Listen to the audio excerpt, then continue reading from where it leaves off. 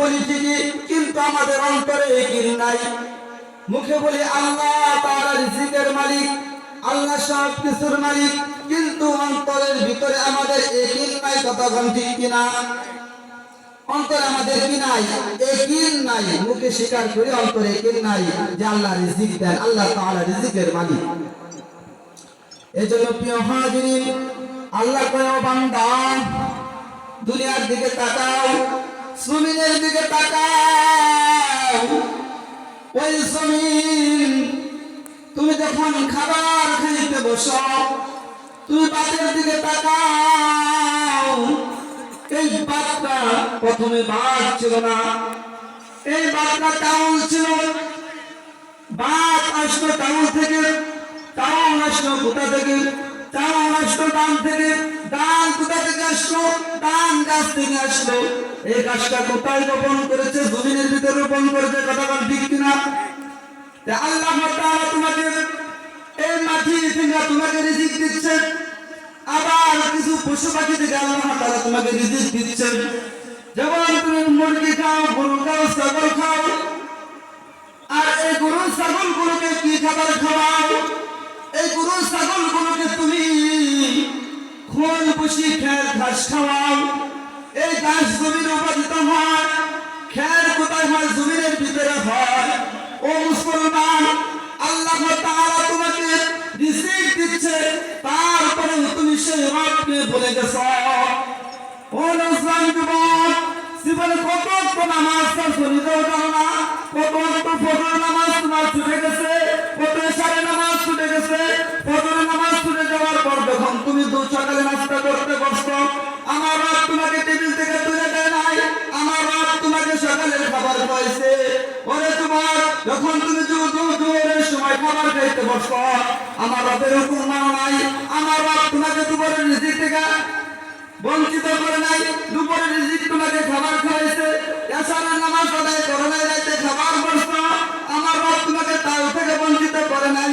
ওই রিজিকটাও আল্লাহ তাআলা তোমাকে পান করাইছে। ওরে যুবক, ও নওজোয়ান, একবার চিন্তা করে দেখো, যে মালিক, যে আল্লাহ তাআলা তোমাকে, তুমি তার হুকুম অমান্য করার পরেও তোমাকে তিনি 3 বার রিজিক দিচ্ছেন, খাবার খাওয়াচ্ছেন, তুমি কেমন করে সেই রবের গোলামি করার থেকে তুমি বঞ্চিত থাকো? রব তোমাকে বলে হাইয়া আলাস সালাহ, হাইয়া আলাল ফালাহ, এসো কল্যাণের দিকে, এসো মঙ্গলের দিকে। ও দুনিয়ার মুসলমান, ও নওজোয়ান যুবক, তুমি আজকে কল্যাণের দিকে না এসে আজকে তুমি অকল্যাণের দিকে দৌড়াও। ও কাজে বড় মুসলমান, লক্ষ্য করে মনোযোগ দিয়ে কথাগুলো শুনবেন যুবক ভাইরা আমার। এই টাঙ্গাইল জেলার ভিতরে প্রায় 2700 পরিবার খ্রিস্টান হয়েছে 3 মাসের ভিতরে। মধুপুর উপজেলার ভিতরে প্রায় 145 জন মুসলমান খ্রিস্টান হয়েছে। আশ্চর্য বিষয়, যুবক, আজকে তুমি কোথায় কি করছো? ও মুসলমান বন্ধুরা আমার, ও কাজে বড় মুসলমান ভাইরা আমার, আজকে আমাদের এই দেশে, আমাদের এই জেলাতে, আমাদের উপজেলাগুলোতে খ্রিস্টান মিশনারিরা এসে আমাদের কলিজার টুকরা যুবকদেরকে, মা বোনদেরকে খ্রিস্টান বানাচ্ছে। তারা আজকে আমরা কোথায় চলে গেছি? আমাদের ইমামরা কিটা কোথায় গেছে?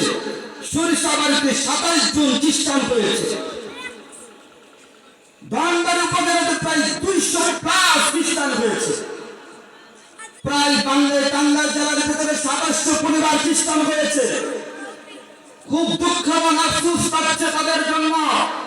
ও কাজী বড় মুসলমান, আমাদের ইমানকে বলিয়ান করতে হলে বাংলাদেশ কিছু খ্রিস্টান মিশনারিরা এসে, কিছু হিজবুত তাওহীদের লোকেরা এসে আমাদের কলিজার টুকরা যুবকদেরকে, মা বোনদেরকে তারা খ্রিস্টান বানাচ্ছে, গির্জা তৈরি করে দিচ্ছে, তাদেরকে ঘর বাড়ি করে দিচ্ছে। আমার ইমান থাকতে আমি কখনো একজন মুসলমান হিসেবে আমার ইমানকে আমি বিক্রি করতে পারি না।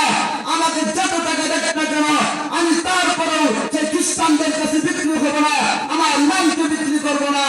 আমার যত অর্থ করি দেখ না কেন, যত লোক ব্যবসায় দেখ না কেন, আমি যেন সেই খ্রিস্টান, সেই হিজবুত তাওহীদের কাছে আমি বিক্রি না হয়ে যাই। ও মুসলমান, ইমানকে শক্তিশালী করতে